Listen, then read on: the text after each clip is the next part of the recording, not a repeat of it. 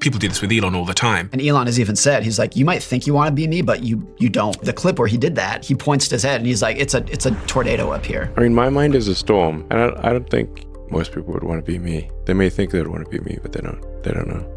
They don't understand. Yeah. And I think it's true that for most people who are extremely successful, a lot of the reason they're so successful financially is because they've devoted every second of their life to that career, which most of the time comes at the expense of everything else. Their health, their relationships, their spouses, their children. Of the top 10 richest men in the world, there are a cumulative 13 divorces. This is a group that is almost universally admired. You know, Elon Musk, Jeff Bezos, Mark Zuckerberg. How amazing would it be to have that much money? But if you dig into their whole life, you're like, I don't know. It's one thing to admire someone if you can pick bits and pieces, but you can't pick bits and pieces. You have to take the whole thing. And once you take the whole thing, you realize that like a lot of the people who you may have been looking up to either did not have a better life than you did, or it was just marginally better in a way that was easy to overlook. I had this conversation with a girl in New York, and she sat me down to interview me for TikTok, and she said, what age did you become a millionaire? And I said, about 24, 25. And she went, oh, I'm 24, 25 now, and I'm not a millionaire. I remember saying to her, I was like, yeah, but would you take my trade? Right. So I was lonely between the age of 18 and roughly 20. I was working in call centers. My parents wouldn't speak to me, so I had no contact with my family, really. And then I started shoplifting about 18, 19 to feed myself. And my brother had given me this big sort of industrial packet of oats.